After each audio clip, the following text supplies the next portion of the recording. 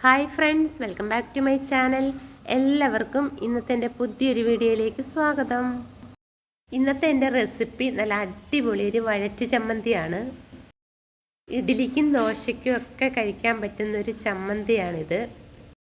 ഇത് തയ്യാറാക്കാൻ വേണ്ടിയിട്ട് ഞാൻ 2 സവാള, ഒരു ചെറിയ പീസ് ഇഞ്ചി, 2 ചുമന്ന മുളക്, പിന്നെ കറിവേപ്പില, ഇത്രയും ഇൻഗ്രീഡിയൻസ് ആണ് ഞാൻ എടുത്തു വെച്ചിരിക്കുന്നത്.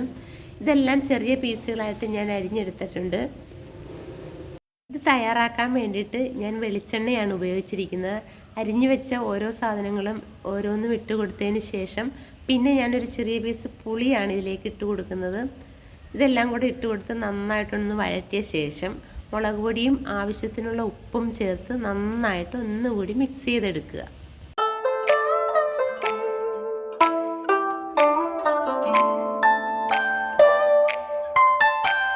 ഇതെല്ലാം വഴറ്റിയ ശേഷം മിക്സിയുടെ ജാറിലിട്ട് ഒന്ന് അരച്ചെടുക്കുക. അപ്പോൾ അങ്ങനെ വളരെ ടേസ്റ്റി ആയിട്ടുള്ള നമ്മുടെ ചമ്മന്തി ഇവിടെ റെഡി ആയിട്ട്